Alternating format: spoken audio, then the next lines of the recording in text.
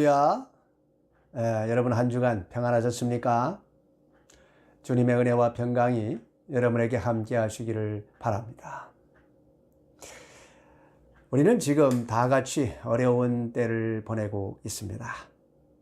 누가 이런 전 지구적인 환란을 예상을 했겠습니까? 그러나 우리는 이미 이 어려움 속에 들어와 있습니다. 오늘도 말씀을 통해서 우리에게 큰 위로를 주실 우리 주님을 찬양합니다. 자, 우리 함께 나눌 말씀은 베드로전서 4장 1절부터 6절까지 말씀입니다. 우리 다 같이 교독하시겠습니다. 제가 먼저 한 절 읽겠습니다. 그리스도께서 이미 육체의 고난을 받으셨으니 너희도 같은 마음으로 갑옷을 삼으라. 이는 육체의 고난을 받는 자는 죄를 그쳤음이니 그 후로는 다시 사람의 정욕을 따르지 않고 하나님의 뜻을 따라 육체의 남은 때를 살게 하려 함이라. 너희가 음란과 정욕과 술취함과 방탕과 향락과 무법한 우상 숭배를 하여 이방인의 뜻을 따라 행한 것은 지나간 때로 족하도다. 이러므로 너희가 그들과 함께 그런 극한 방탕에 다름질하지 아니하는 것을 그들이 이상히 여겨 비방하나 그들이 산자와 죽은 자를 심판하기로 예비하신 이에게 사실대로 고하리라. 이를 위하여 죽은 자들에게도 복음이 전파되었으니 이는 육체로는 사람으로 심판을 받으나 영으로는 하나님을 따라 살게 하려 함이라. 아멘. 네, 오늘은 베드로전서 12번째 강해입니다. 지난주에 우리는 노아 홍수의 물이 세례를 의미한다 하는 것과 이 세례가 구원과 심판이라고 하는 두 가지 의미를 가지고 있구나 하는 것을 살펴보았습니다. 노아의 홍수와 모세의 갈대 상자와의 관계, 그리고 노아 홍수의 물과 홍해의 물의 관계를 통해서 구원의 방주가 되시는 예수 그리스도 안에 들어오고 예수 그리스도께 속한 자가 되어야만이 장차 다가오는 불심판에서 우리가 구원을 받을 수 있다 하는 것을 깨달았습니다. 예수님께서 우리에게 성령과 불로 세례를 주신다 하신 말씀이 무슨 뜻인지를 살펴보았지요. 며칠 전에 아직 우리 주님을 믿지 않고 있는 셋째 형님이 어머니와 영상통화를 연결해 주셨습니다. 그래서 제가 어머니께 인사를 다 드리고 나서 셋째 형님에게 전 별 기대를 하지 않고 형님 제 설교 영상이라도 한번 들어보시겠어요? 이렇게 말했습니다. 그랬더니 형님이 아주 놀라운 말씀을 하셨어요. 제 설교를 꼬박꼬박 듣고 있으면서 좋아요를 계속 눌러주고 있다는 겁니다. 코로나가 아니었다면 제가 어떻게 한국에 있는 저희 형님에게 복음을 전할 수 있었겠습니까? 오늘도 이 말씀을 듣고 계실 우리 형님이 주님을 만날 수 있도록 여러분 기도해 주시기 바랍니다. 자, 오늘도 성령께서 루디아의 마음을 열어주셨듯이 여러분의 마음을 열어주셔서 깨닫는 은혜가 있으시기를 주님의 이름으로 축원합니다. 자, 1절 말씀 우리 다 같이 읽어 보시겠습니다. 그리스도께서 이미 육체의 고난을 받으셨으니 너희도 같은 마음으로 갑옷을 삼으라. 이는 육체의 고난을 받은 자는 죄를 그쳤음이니. 아멘. 우리의 주인 되시는 주님께서 육체의 고난을 받으셨다 하는 것은 저와 여러분에게 큰 위로가 됩니다. 특히 네로 황제의 혹독한 핍박을 온몸으로 견뎌내야 하는 이 초대교회 성도들에게는 더욱 그랬겠지요. 예수님께서 무슨 잘못을 하셨거나 어떤 불법을 행해서 고난을 받으셨다면 그들에게 위로가 되지 못했을 것입니다. 예수님께서는 아무 죄도 없이 억울하게 고난을 받으셨습니다. 예수님께서 행하신 이 일은 오직 선뿐이었는데 예수님을 따르는 사람들이 많아지니까 이 종교적인 권력을 가진 사람들이 시기심이 발동해가지고 민중을 선동하여서 예수님을 십자가에 못 박아 죽인 것이죠. 물론 그들의 마음을 사주하고 부추긴 것은 세상의 공중 권세를 잡고 인간의 마음 속에서 악이 발동하도록 역사한 사탄 마귀였습니다. 그들은 자기 욕심과 자신이 누리고 있는 이 권세와 부를 지키고 싶은 욕망에 사로잡혀서 충실한 사탄의 종이 되어서 움직였던 것이죠. 예수님께서는 아무 잘못도 없이 억울한 죽음을 당하셨습니다. 우리가 뭔가 실수를 했다든지 법을 어겨가지고 그에 대한 처벌을 받는다면 후회를 하고 당연한 죄값을 치른다 이렇게 생각을 해서 억울해하지는 않지요. 하지만 아무 잘못을 하지 않았고 다른 사람을 위해서 희생하고 헌신을 했을 뿐인데 억울하게 누명을 쓰고 사형 선고를 받게 된다면 얼마나 원통하겠습니까?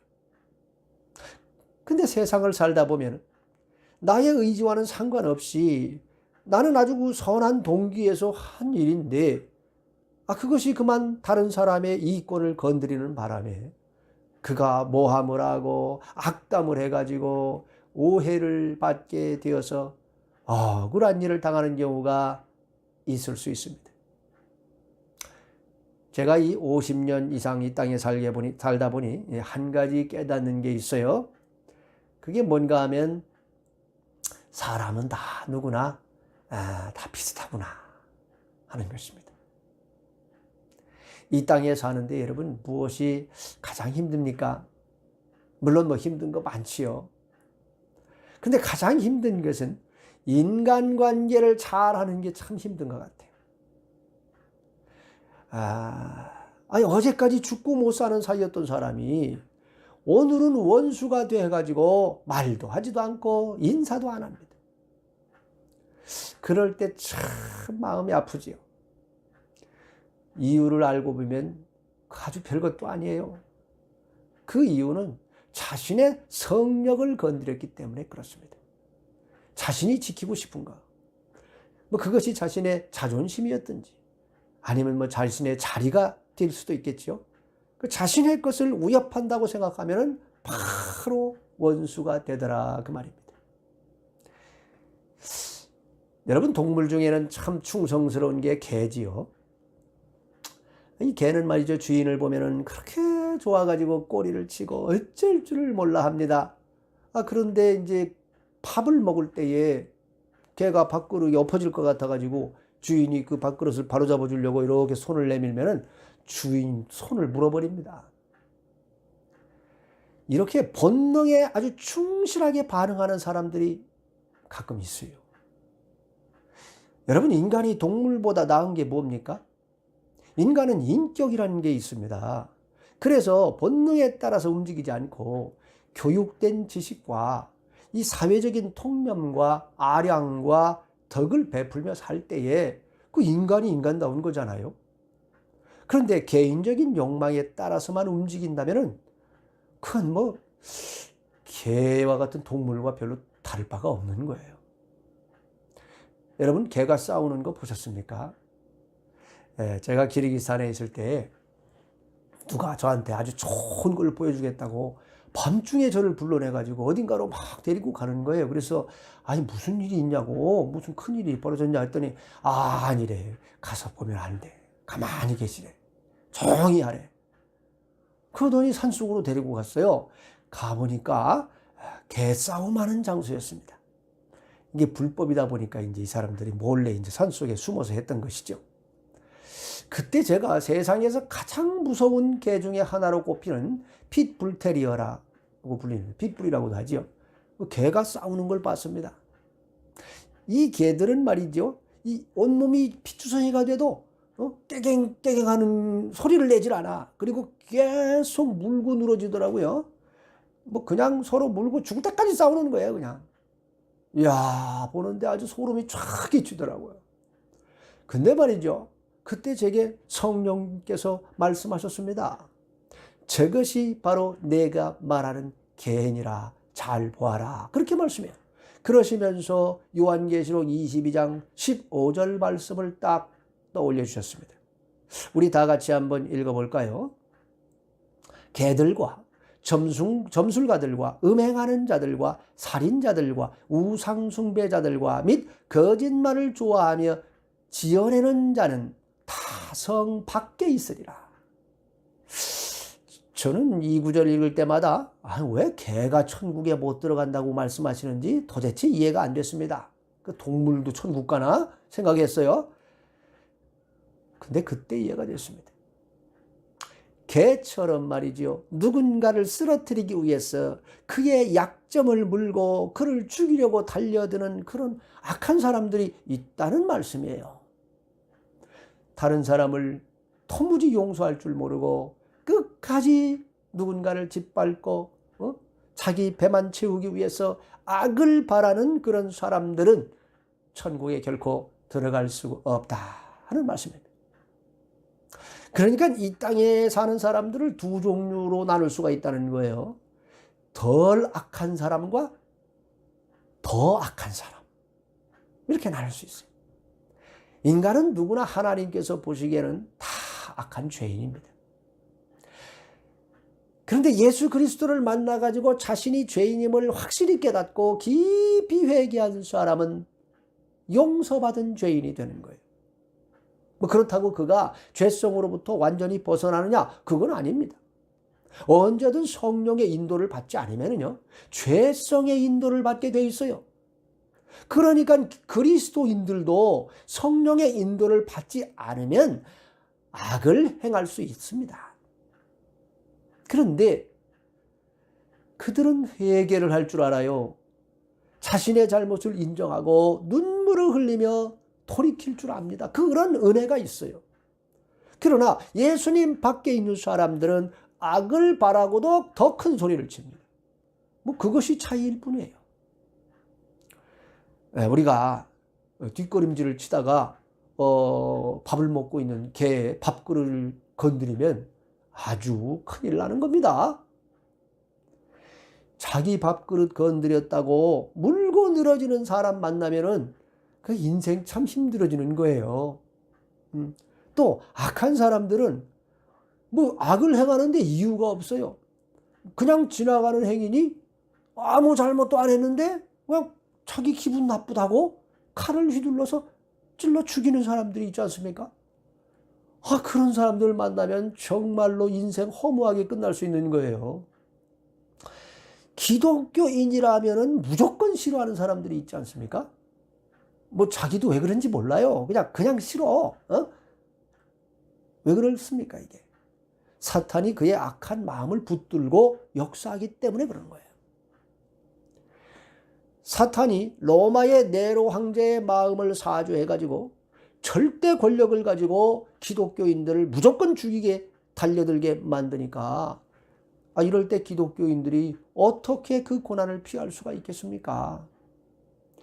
조용히 산책을 하고 있는데 갑자기 핏불이 달려들면은 그 대책 없는 거예요. 이 핏불은 또 온몸이 근육덩어리라 힘이 또 엄청나게 셉니다. 그리고 이 개는 한 번 물면은 그냥 놓질 않아요. 계속 조금씩 목이 있는 쪽으로 물어가지고 결국은 목을 물어 죽이려고 달려듭니다. 이 세상에는 말이죠, 개와 같이 처신하는 악한 사람들이 있습니다. 이런 사람들 만나면은 정말 인생이 고달파지는 거예요. 사람 잘 만나는 게 큰 축복이에요. 할렐루야. 초대교회 성도들은 마치 핏불과 같이 무협하는 네로 황제를 만나는 바람에 고난 속에 다 빠져들게 된 겁니다. 그들이 죄를 져서 그런 게 아니에요. 그냥 기독교인이라는 이유 때문에 핍박을 받는 것입니다. 고난 가운데 있는 초대교회 성도들이 이런 상황에서 어디서 위로를 받을 수 있겠습니까? 예수님을 믿지 않아서 아무런 핍박을 받지 않고 편안하게 살고 있는 그런 이웃 사촌이나 친척들이 와갖고 위로한다고 그 위로가 되겠어요? 아파 보지 않은 사람이 환자를 위로하면 위로가 됩니까? 그들을 위로할 수 있는 분은 오직 예수님뿐입니다. 예수님은 그들보다도 훨씬 더 억울하게 죽임을 당하셨기 때문입니다. 예수님은 그들보다 더 선하고 온전하시다는 이유로 죽임을 당하셨습니다. 그것도 그냥 죽임을 당하신 게 아니죠.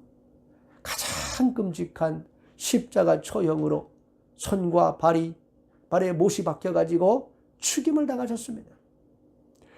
예수님의 이 죄목은 십자가 위에 죄패에 딱 기록되어 있었죠. 유대인의 왕. 이게 예수님의 죄입니다. 그런데 예수님의 죄패는 이 다른 사람들의 죄패와는 좀 달랐습니다. 다른 사람들의 죄패는 유대인들이 알아볼 수 있도록 히브리어로만 기록을 했는데 예수님의 죄패에는 히브리어와 라틴어와 헬라어로 기록이 되어 있었어요. 라틴어는 당시 전 세계를 지배하던 로마 제국의 언어입니다. 히브리어는 유대인의 정신세계, 성경이 기록된 거니까 유대인의 정신세계를 지배하고 있는 언어였습니다. 헬라어는 당시 문화와 문명을 주도하는 언어였어요.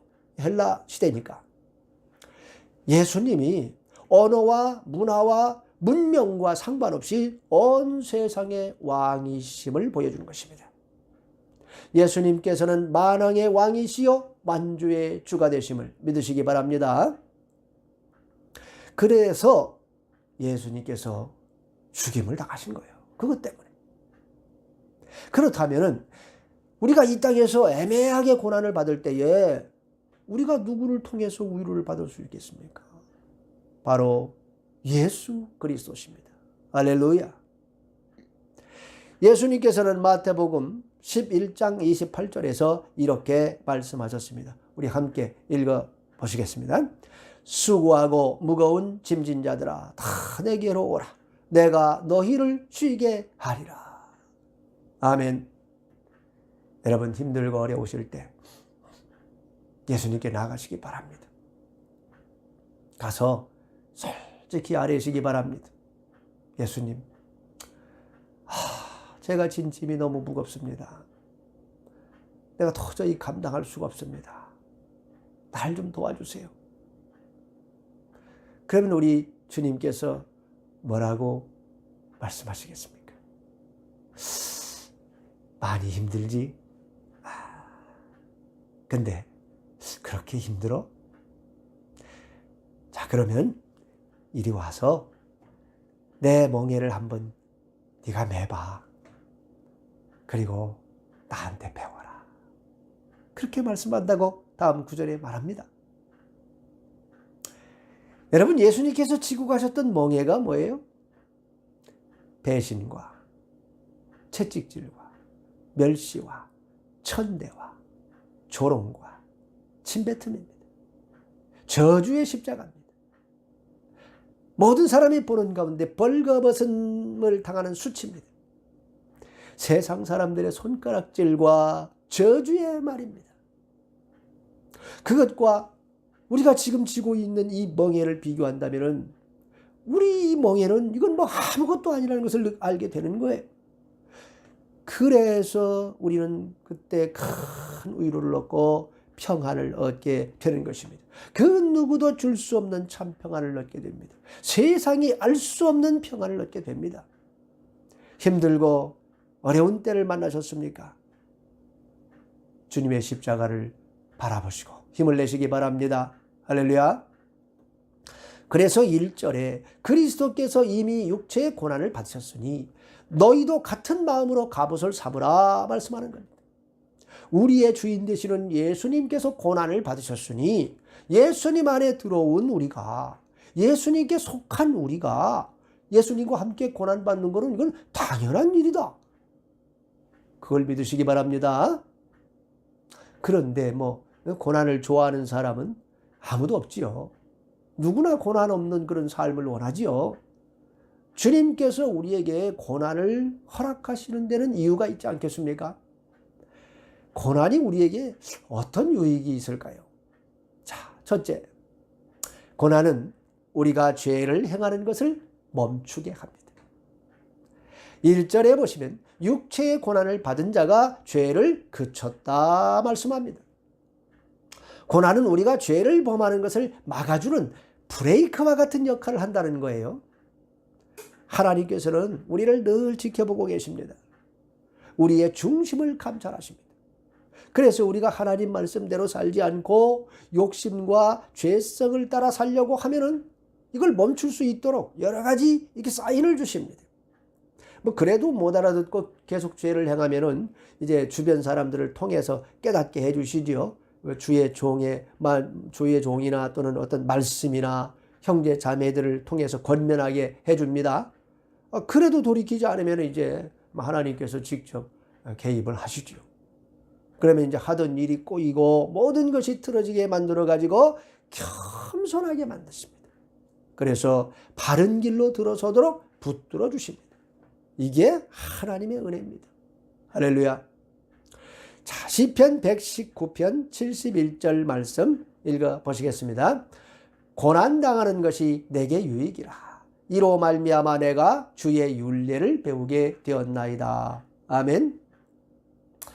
우리가 의도했던 일이 계획대로 다 된다면은 이게 다 우리가 잘나서 그런 줄 알고 기고만장했을 텐데, 고난을 통해서 하나님께서 원하시는 게 무엇인가, 그걸 깨닫게 된다는 것입니다.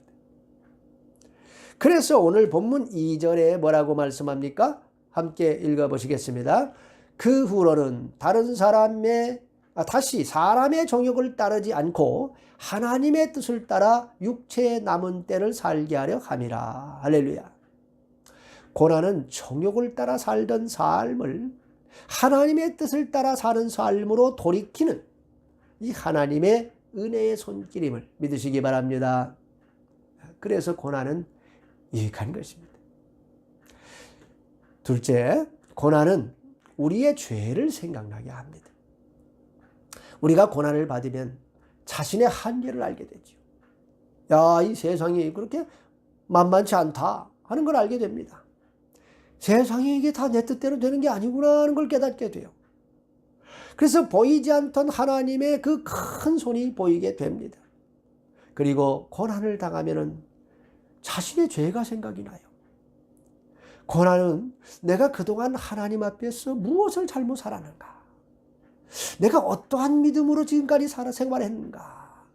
우리의 삶을 되돌아보게 만듭니다. 이것이 고난이 주는 아주 큰 유익입니다.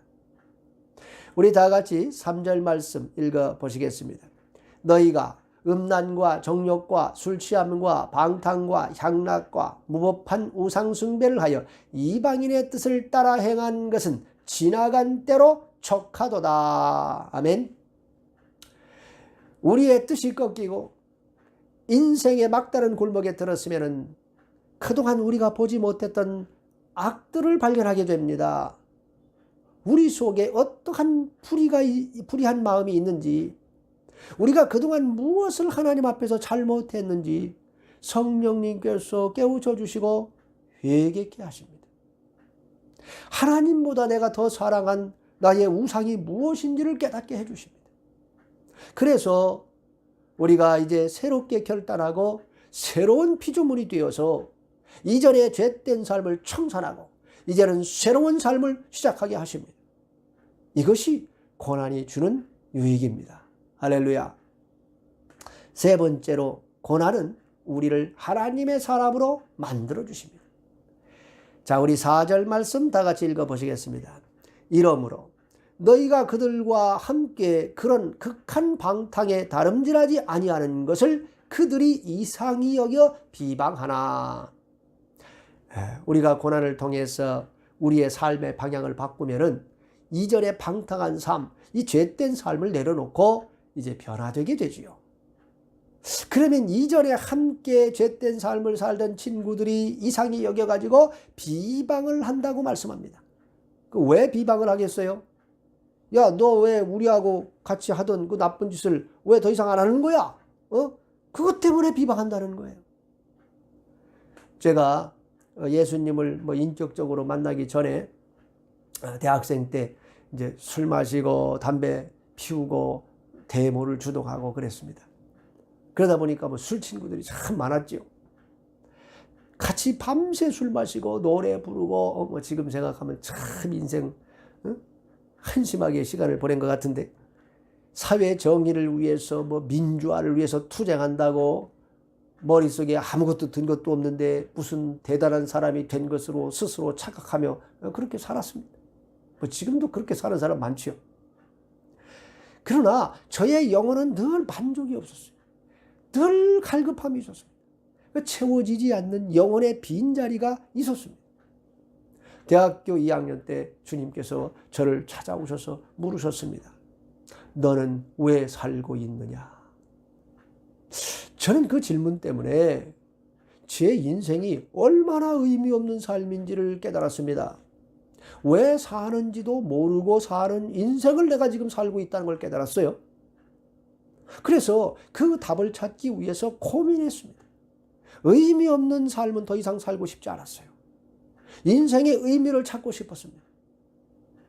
그때 누님의 전도를 받고 이제 교회에 가서 예배를 드리다가 성령으로 세례를 받아버렸어요. 그 순간 저는 완전히 새로운 피조물이 됐습니다. 이전에 모든 죄악된 것들이 다 끊어져 버렸습니다. 술 친구들이 이제 제가 술을 마시지 않으니까 저를 놀리고 막 비방을 해요. 그러나 그 어떤 것도 저를 이전의 죄된 삶으로 되돌릴 수는 없었습니다. 주님을 만난 후에 편한 인생이 펼쳐졌느냐? 그건 아니에요. 고달픈 인생은 여전했습니다. 그러나 하나님께서는 고난을 통하여 당신의 사람을 만들어 가십니다. 할렐루야. 하나님께서는 모세를 하나님의 백성을 애굽에서 탈출시켜낼 위대한 지도자로 사용하시기를 원하셨습니다. 그래서 그를 죽음에서 건져가지고 애굽의 가장 심장부인 왕궁에서 왕자로 자라게 역사하셨습니다. 죽었어야 할 히브리의 아이가 죽이라고 명령을 내린 애굽 왕의 바로 왕의 그 궁전에서 버젓이 자라게 된다는 것, 이건 뭐 기적 중에 기적이죠. 40년간 그런 전 세계를 다스리는 애굽의 왕궁에서 왕자 수업을 통해 가지고 당시 최고의 학문과 또 무술을 익혔습니다. 모세는 자기가 이제 이스라엘 백성을 구원할 수 있는 자격을 다 갖췄다 생각해 가지고 하나님보다 앞서서 나아갔다가 결국 사람만 죽이고 살인자가 되어서 미디안 광야로 도망을 가야 했지요. 하나님께서 그를 광야로 보내신 겁니다. 미디안 광야는 홍해 건너편에 있는 광야입니다. 그러니까 모세는 이스라엘 백성들이 나중에 이 출애굽을 해가지고 광야 40년 동안 지나갈 그 길을 먼저 가본 유일한 사람이에요. 그런 40년 동안 광야의 삶을 살면서 광야의 지도자의 자격을 갖추었던 겁니다. 광야의 삶은 모세에게 고통의 시간이었습니다. 애국 왕국의 삶과 비교하면 뭐 그의 인생은 완전히 이건 완전히 망한 인생이지요. 그가 왕궁의 삶을 맛보았기 때문에 아마 그 상실감은 더 컸을 것입니다. 최고의 삶에서 완전히 인생의 밑바닥으로 추락한 거니까요. 하지만 그 광야의 연단이 있었기 때문에 그는 하나님의 백성을 출애굽시키는 위대한 일에 쓰임을 받을 수 있었던 것입니다. 고난은 우리를 강하게 만들어줍니다. 고난은 하나님께서 우리를 쓰시기에 아주 적합한 인간으로 만들어주시는 하나님의 손길입니다. 그러니까 여러분, 고난이 닥치거든 그냥 감사하시기 바랍니다. 할렐루야. 좌절하고 낭망해가지고 쓰러지는 것은 큰 소망 없는 사람들이 하는 일이에요. 주님 안에 들어온 저와 여러분은 고난이 닥치면 오히려 기뻐해야 합니다. 하나님께서 우리가 알지 못하는 놀라운 일을 지금 행하시기 위해서 우리를 이 고난을 통해서 준비시키고 계시다. 그렇게 믿으시기 바랍니다. 자, 히브리서 12장 5절 말씀을 다 같이 읽어보시겠습니다. 또 아들들에게 권하는 것 같이 너희에게 권면하신 말씀도 잊었도다. 일러스되 내 아들아 주의 징계하심을 경히 여기지 말며 그에게 꾸지람을 받을 때에 낙심하지 말라. 아멘. 여기 이 말씀에서요, 징계하심이라고 하는 말의 원래 뜻은 선메이킹입니다. 아들 만드는 작업이라는 거예요. 다시 말해서 하나님께서 우리를 하나님의 자녀답게 만드시기 위해서 우리에게 고난을 허락하신다는 것입니다. 아니, 고난이 얼마나 좋은 겁니까, 그러면? 고난을 통해서 우리는 지금보다 더 하나님의 자녀답게 될 것입니다. 할렐루야. 따라서 우리는 고난을 두려워할 이유가 없습니다. 기독교인이란 이유로 핍박하는 네로 황제 같은 사람 때문에 고난이 온다고 해도 두려워할 필요가 없습니다. 우리가 예수님을 알기 전에 죄된 삶을 살 때에 사귀었던 친구들이 우리가 예수님을 믿어가지고 이제 그들과 같이 방탕한 삶을 살지 않는다고 비방하고 우리를 왕따시키고 괴롭힌다고 해도 두려워할 필요가 없습니다.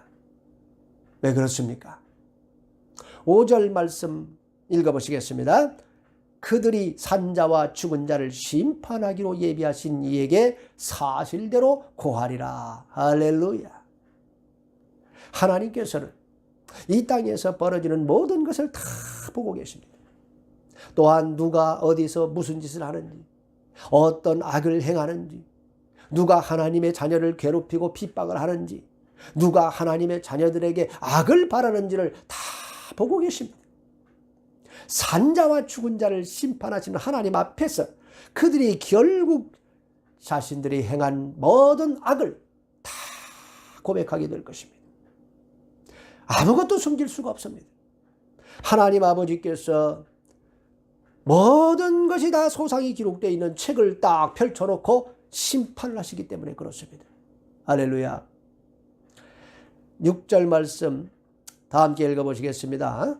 이를 위하여 죽은 자들에게도 복음이 전파되었으니 이는 육체로는 사람으로 심판을 받으나 영으로는 하나님을 따라 살게 하려 함이라. 아멘.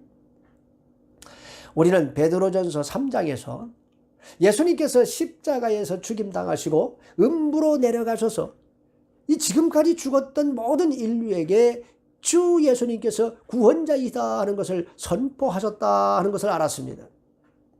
지금도 이 세상에서는 계속해서 천국 복음이 모든 민족에게 전파되어 가고 있습니다.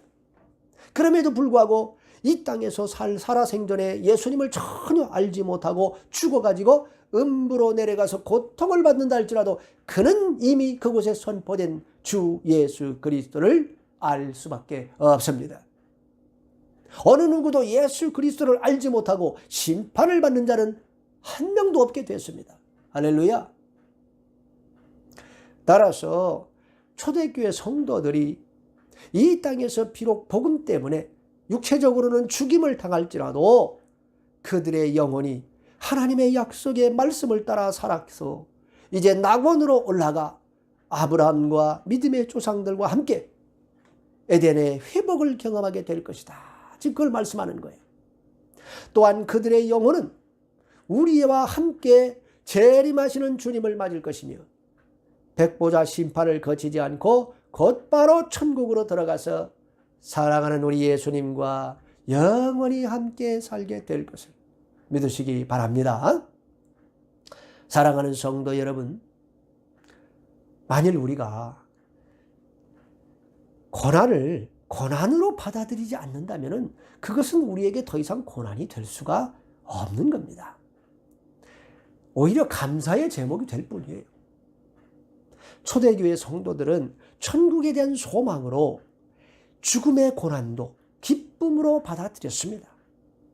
세상이 감당치 못하는 믿음의 사람으로 살았습니다. 여러분도 이 땅에서 만나는 환난과 고난과 어려움까지도 기쁨으로 받아들이는 믿음의 사람들이 다 되시기를 주님의 이름으로 축원합니다. 다 같이 기도하시겠습니다. 하나님 아버지, 이 세상에서 벌어지는 모든 일을 다 보고 계신 줄 믿습니다. 어디서 어떻게 악이 활개를 치는지, 누가 누구에게 악을 바라는지, 왜 악을 바라는지 다 보고 계신 줄 믿습니다. 우리가 이 땅에서 주님의 이름 때문에 핍박을 받게 된다면 하늘에 우리의 상이 클 것이라고 말씀하셨습니다. 우리가 살면서 환난과 고난을 만났을 때 좌절하거나 낭망하지 말고 주님의 십자가를 바라보게 해 주시옵소서. 고난은 우리로 하여금 죄를 멈추게 하고 우리의 잘못을 생각나게 하여 하나님의 자녀답게 만들어 가시는 하나님의 은혜의 손길임을 믿습니다. 우리가 감당치 못할 시험당함을 허락하지 않으시는 아버지 하나님께서 고난을 주신다면 그것은 우리에게 놀라운 축복을 주시기 위해서 우리를 미리 준비시키는 작업임을 믿고 믿음으로 이겨나가도록 붙들어 주시옵소서. 오늘도 어려움 가운데 있는 성도들을 위로해 주시고 힘을 주시는 주 예수 그리스도의 이름으로 기도합니다. 아멘.